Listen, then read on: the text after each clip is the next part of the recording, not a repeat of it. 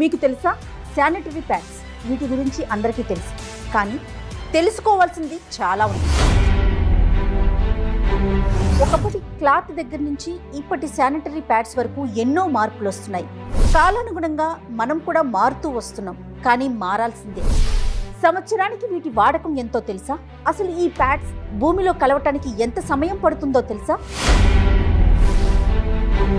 మార్కెట్లో ఎన్నో బ్రాండ్లు అందుబాటులో ఉన్నప్పటికీ ఇంకా ఎన్నో అనుమానాలు, ఎన్నో సందేహాలు. అసలు ఈ ప్యాడ్స్ తయారీలో ఏం వాడతారు? మనం ఎలాంటి ప్యాడ్స్ని వాడాలి? ఈ విషయాలన్నింటికి సంబంధించి ఈరోజు మీకు తెలుసా కార్యక్రమంలో మనమందరం తెలుసుకునే ప్రయత్నం చేద్దాం.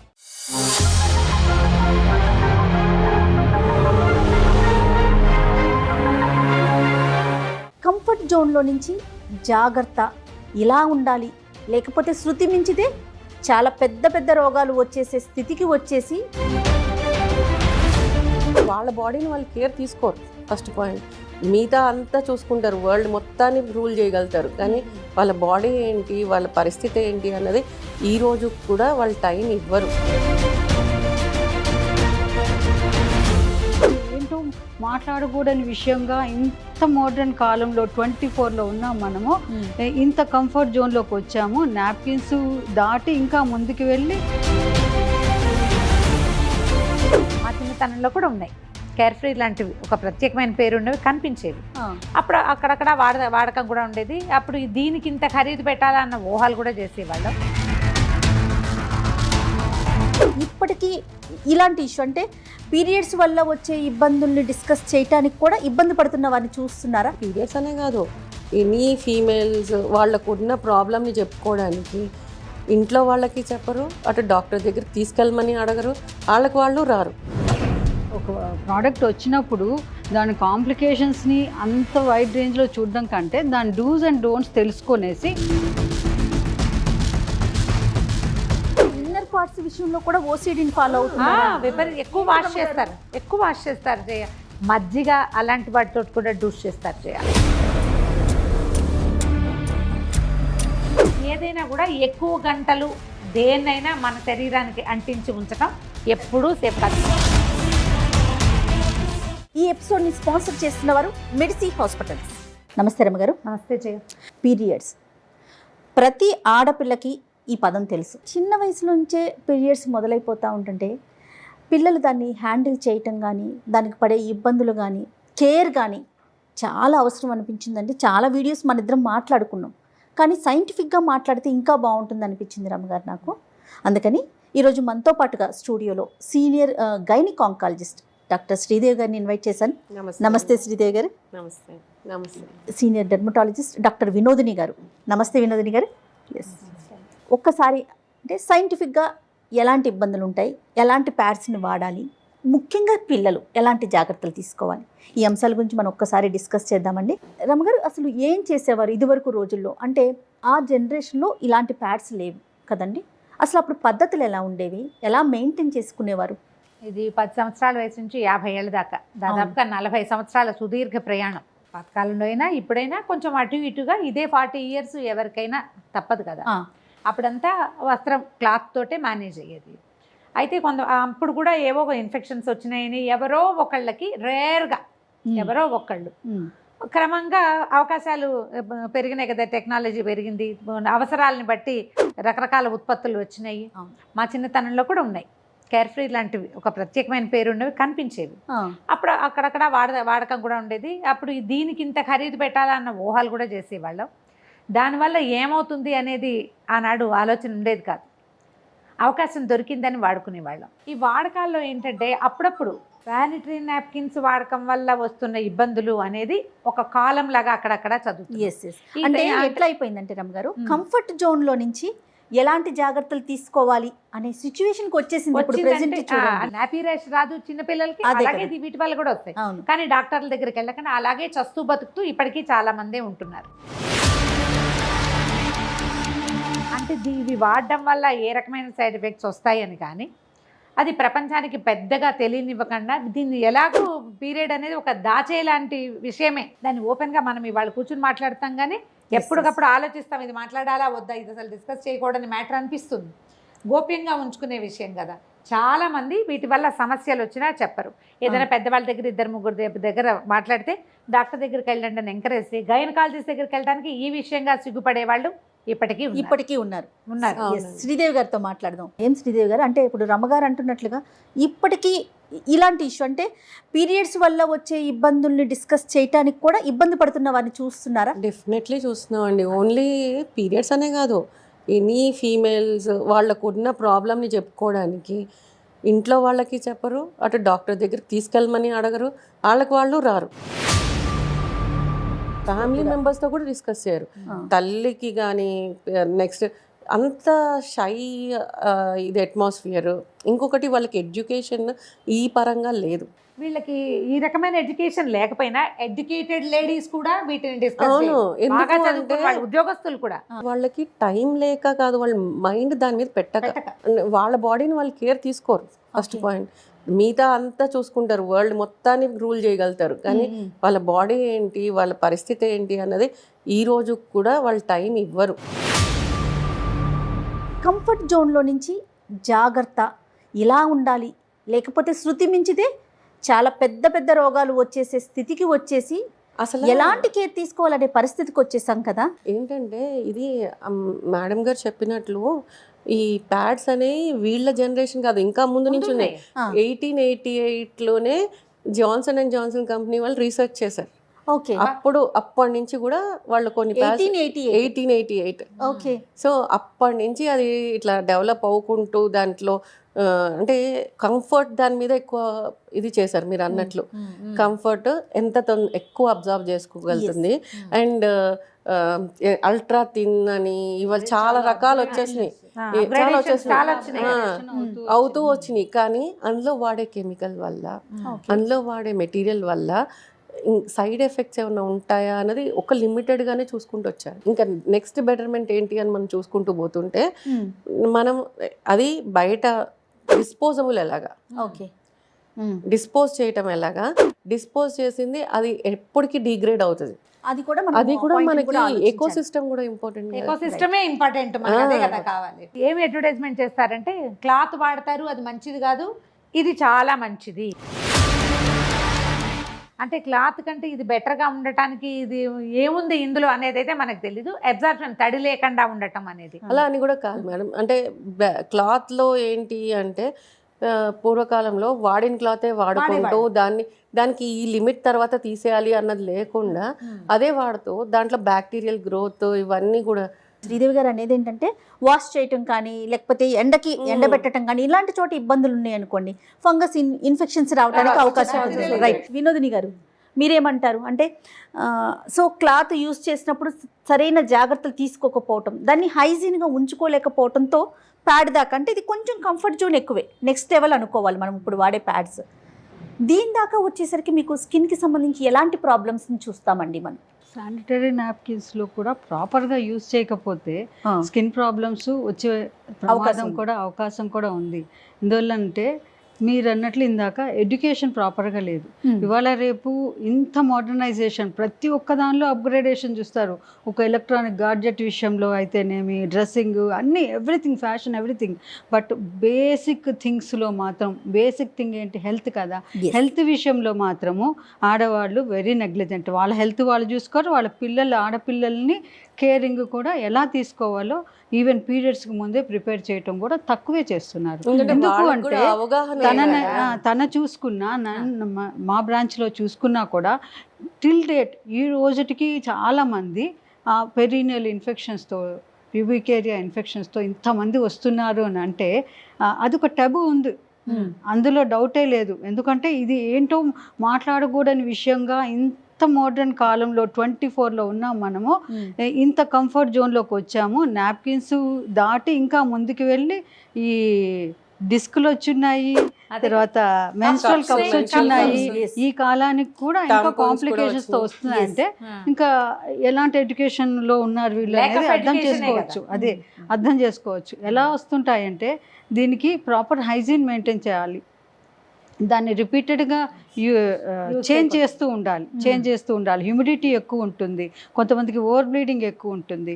And no doubt not only ఆ ఎక్స్టర్నల్ ఫ్యాక్టర్స్ కాకుండా ఇది ప్యాడ్తో కూడా కాంటాక్ట్ అలర్జీ వచ్చే ఛాన్స్ కొంతమంది నా డౌట్ అదేనండి. డ్యూ టు ఆ వెట్ అండ్ అన్ఫేవరబుల్ కండిషన్స్, కొంత ఇన్ఫెక్షన్స్, అలర్జీస్ వస్తే డైరెక్ట్గా దానిలో ప్యాడ్లో వాడే కింద గ్లూ మెటీరియల్ ఉంటుంది, ఇంకొకటి ఒక ఫిల్మ్ ఉంటుంది, వాటి వల్ల కూడా కాంటాక్ట్ అలర్జీ వచ్చే ఛాన్సెస్ ఉన్నాయి. బట్ ఇవన్నీ దృష్టిలో పెట్టుకుంటే నెక్స్ట్ అప్గ్రేడ్, ఇప్పుడు క్లాత్ నుంచి ఇలా ఎలా ముందుకు వచ్చామో దీనిలో నుంచి మెన్స్ట్రల్ కప్స్ వచ్చాయి, డిస్క్లు వచ్చాయి. సో అడ్వాన్స్ అవుతూ ఉంటాయి, దేని కాంప్లికేషన్స్ దానివి చిన్నవి చితికే ఉంటాయి. బట్ దాన్ని ఓవర్కమ్ చేసి ఎప్పటికప్పుడు ఫ్రెషన్ చేసుకుంటూ ఉండాలి.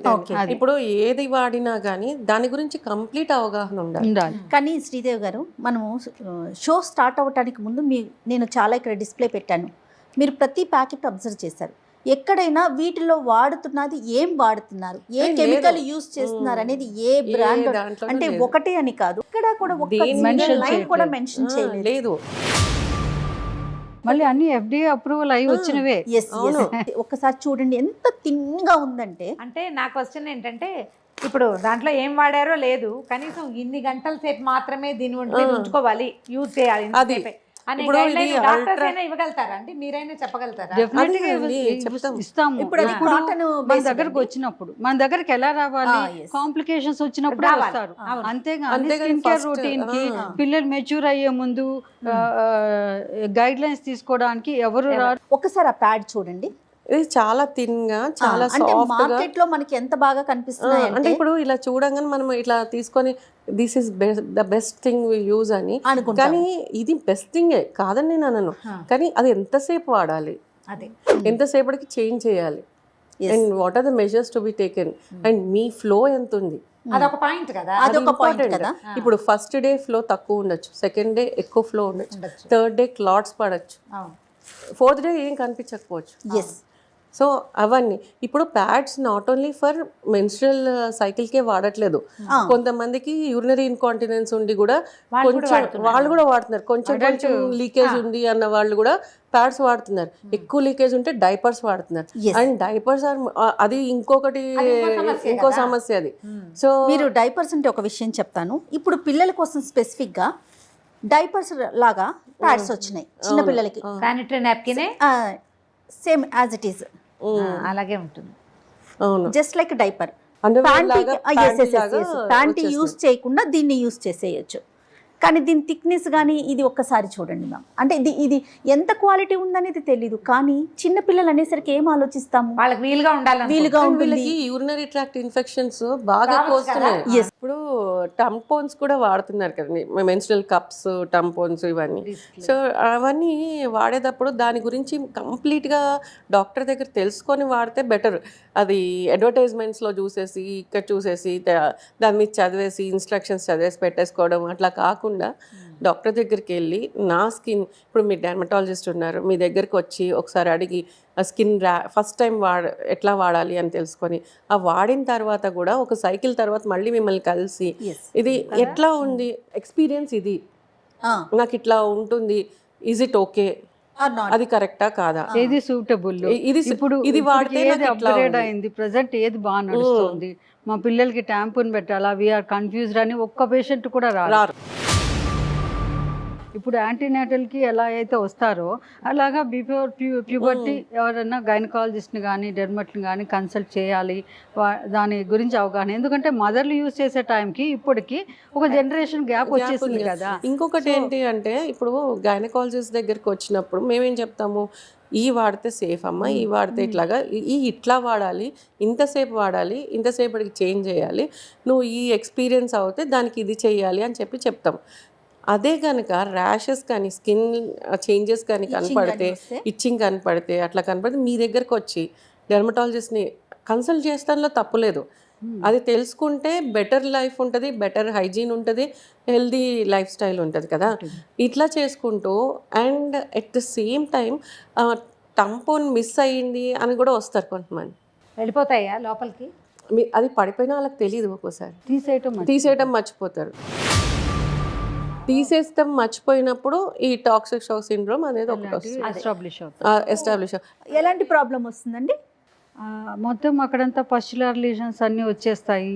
నెక్స్ట్ ఆర్గాన్ బై ఆర్గాన్ అన్నీ ఇన్ఫెక్ట్ అవుతాయి. అది షాక్లోకి వెళ్ళిపోతారు. ఒక ప్రోడక్ట్ వచ్చినప్పుడు దాని కాంప్లికేషన్స్ని అంత వైడ్ రేంజ్లో చూడడం కంటే దాని డూస్ అండ్ డోంట్స్ తెలుసుకొనేసి ప్రాపర్గా యూస్, నా ఒపీనియన్ చెప్తున్నాను, ఈ పాయింట్కి వచ్చింది కాబట్టి. ఈ శానిటరీ నాప్కిన్స్ అనే విషయం మీద ఏకంగా ఒక సినిమానే తీశారు. శ్రీదేవి గారు, నేను ఒకటి విన్నానండి, వీటి వల్ల క్యాన్సర్స్ కూడా వచ్చే అవకాశం ఉందండి. అది అంటే ఎంతవరకు ఇప్పుడు correct అండి? ఒకటండి, మన సృష్టి అనేది చాలా బ్యూటిఫుల్ థింగ్. అది మన బాడీలో కొన్ని న్యాచురల్ ఫ్లోరా ఉంటుంది, వెజైనల్ ఫ్లోరా అనేది, అది ఫైట్ చేస్తుంది. ఎనీ బయట నుంచి వచ్చే ప్రతి దానితోటి ఫైట్ చేస్తుంది కదా మేడం. డిఫెన్స్ ఉంటుంది, సెల్ఫ్ డిఫెన్స్ ఉంటుంది మనకి ఒకటి. కానీ వీళ్ళు యూజ్ చేసే డిటర్జెంట్స్ ఒకటి, మేము చాలా క్లీన్ గా ఉంటామని చెప్పేసి ఈ మధ్య కాలంలో ఈ కరోనా తర్వాత OCD భయంకరంగా ఎస్టాబ్లిష్ అయింది. నేను ఒక విషయం చెప్తాను. పాత రోజుల్లో వెజనల్ డూష్ చేయించేవాళ్ళు డెలివరీస్ తర్వాత. అయితే ఈ కొంతమంది ఒక రకమైన ఉద్రేకానికి లోనవుతారు. మజ్జిగ అలాంటి వాటితో కూడా డూష్ చేస్తారు. కాదు, నేను విన్నాను ఏంటంటే చాలా మంది పేషెంట్స్ వచ్చి చెప్తారు లెమన్ వాటర్ తోట, లెమన్ వాటర్, మజ్జిగ, వేప నీళ్లు, వీటితో అంటే దాంతో డెటాల్ వాటర్, కెమికల్ డెటాల్ తో కూడా కడుక్కుంటాం. అవన్నీ అంత హార్ష్ సబ్స్టెన్సెస్ కదా. సో న్యాచురల్ ఫ్లోరా అంతా అయిపోయి డ్రైనెస్ వచ్చి అక్కడ pH బ్యాలెన్స్ పోతుంది. అయితే ఈ ప్యాడ్స్ ఎక్కువసేపు ఉంచుకోవటం, లేకపోతే హైజీన్ మెయింటైన్ చేయకపోవడంతో దానికి పిల్లలు కలగలేకపోవటానికి ఏమన్నా లింక్ ఉంటుందా? PID అంటారు, పెల్విక్ ఇన్ఫ్లమేటరీ డిసీజ్. ఈ PIDs, ఎండోమెట్రియోసిస్ ఇవన్నీ కూడా కారణాలు అవుతాయి. మెన్స్ట్రల్ బ్లడ్ రెట్రోగ్రేడ్గా వెళ్ళి కూడా మనకి ఎండోమెట్రియోసిస్ వచ్చే థియరీ ఉంది. ఇప్పుడు ఇంకొకటి క్లాత్స్ కూడా వస్తున్నాయి అన్నారు, కొత్తగా వచ్చింది కాబట్టి కొన్ని కంపెనీసే వచ్చుంటాయి. ఈ కొన్ని రోజుల తర్వాత చాలా కంపెనీస్ వస్తాయి. వచ్చిన ప్రోడక్ట్ వైపు వెళ్తే దాన్ని ఎట్లా యూజ్ చేయాలి ఏంటి అన్నది కూడా తెలుసుకుంటే, ఏది కూడా తెలుసుకోకుండా చేయకూడదు. ఇందాక అన్నట్టుగా కాంటాక్ట్ డెర్మటైటిస్ కూడా వచ్చే ఛాన్స్ ఉంది కనుక నెక్స్ట్ అడ్వాన్స్డ్ వాళ్ళకి ఏంటి ఒక రెమెడీ చెప్పాలి కదా. ఇప్పుడు అడ్వాన్స్డ్గా menstrual cups are coming up. ఆ మెన్స్ట్రల్ కప్స్ యూసేజ్ దాంతో కూడా మీరు అన్నారే ఇందాక, ఇన్సర్షన్ దగ్గర నుంచి దాని యూసేజ్, ఇన్సర్షన్ రాక అది మొత్తం ఎక్స్కోరియేషన్ అయిపోయి స్కిన్ అదంతా మెయింటెనెన్స్ లేక. గూగుల్ జనరేషన్ లో ఏదైనా పాసిబుల్, ఎవరికైనా పాసిబుల్. ఎందుకంటే రిమోట్ ఏరియాలో ఉండే ఒక ఇల్లిటరేట్ విమెన్ కూడా గూగుల్ బాగా సోషల్ మీడియాని ఫాలో అవుతున్న రోజుల్లో ఒక చిన్న ఈ ప్రోడక్ట్ని యూసేజ్ అనేది వాళ్ళకి పెద్ద మ్యాటర్ కాదు. క్లెన్లీనెస్ మ్యాటర్స్ ఇక్కడ. క్లెన్సింగ్ ప్రాపర్గా చేసుకొని ఈ బయోడిగ్రేడబుల్ కాకపోవచ్చు కానీ ఇది సింథటిక్ సిలికాన్తో ప్రిపేర్ అవుతుంది, లేటెక్స్తో ప్రిపేర్ అవుతుంది కనుక రీయూజబుల్ కూడా. చెప్పాలంటే ఈ క్లాత్ కంటే కూడా ఈ ఆర్గానిక్ వాటి కంటే కూడా చాలా కంఫర్ట్. ఇవన్నీ టాంపూన్స్ లాగా మర్చిపోయే ప్రసక్తి ఉండదు. ఇబ్బంది ఉంటుంది, దాన్ని ఎలా ఫోల్డ్ చేసి ఎట్లా పెట్టాలి అన్నది కంఫర్ట్ ఒకటే కాదండి, దీనివల్ల కాంప్లికేషన్స్ ఏమి రావు అని అనిపిస్తుందా? అంటే నేనేమంటానంటే అది క్లాత్ అయినా కానీ, నెక్స్ట్ వచ్చిన శానిటరీ నాప్కిన్ కానీ, తర్వాత వచ్చిన మెన్స్ట్రల్ కప్స్, డిస్క్ ఏవైతే ఉన్నాయి ఏవైనా సరే యూసేజ్ అనేది ఇంపార్టెంట్. ఇది చాలా సెన్సిటివ్ ఏరియా. దీన్ని ఎంత ఇంపార్టెంట్ పార్టో అంత నెగ్లిజెంట్ పార్ట్. అదే చాలా మందికి ఈ పార్ట్ విలువ తెలుసు, ఈ పార్ట్ విలువ తెలుసు. But at the same time ఎంత నెగ్లెక్ట్ చేసే పార్ట్ అంటే, పాపం కొంతమంది హెల్ప్లెస్ ఉమెన్ ఉంటారు. వాళ్ళు చాలా మంది ఈ రోజు కూడా హెల్ప్లెస్గా హస్బెండ్ మీద డిపెండెంట్ ఉండే వాళ్ళు ఉన్నారు కదా, మీకు తెలిసిన విషయం కదా. వాళ్ళైతేను వీళ్ళని పట్టించుకోరు. వీళ్ళు నీ హెల్ప్లెస్గా ఎప్పుడు సిచ్యువేషన్ వస్తే అప్పుడే డాక్టర్ని కన్సల్ట్. ఆ పర్సంటేజ్ కొంచెం తక్కువ కాబట్టి దాన్ని మాట్లాడడం ఇది అవకాశం కాదు. కాకపోతే ఎవరికైతే అందరికీ అవకాశం ఉండి ఈ ప్రజెంట్ జనరేషన్ ఇప్పుడు ఫ్యూచర్ పిల్లర్స్ ఎవరైతే ఉన్నారో ఆ పిల్లలందరికీ కూడా దీని గురించి ఎడ్యుకేషన్ అనేది చాలా important. School level so complications క్లాత్కి ఉంది, నాప్కిన్కి ఉన్నాయి, టాంపూన్స్కి ఉన్నాయి, అండ్ కప్స్కి ఉన్నాయి. బట్ అటని వాడకుండా ఉంటామా? లేదు. దేనికి ఏది ఎవరికి సూటబుల్లో వాళ్ళు ఆ గురువులో ఫిక్స్ అయ్యి దాన్ని కంటిన్యూ చేసుకోవచ్చు. అంతేగాని ఒక కాంప్లికేషన్ వచ్చిందని బ్యాక్ వెళ్ళిపోలేం కదా.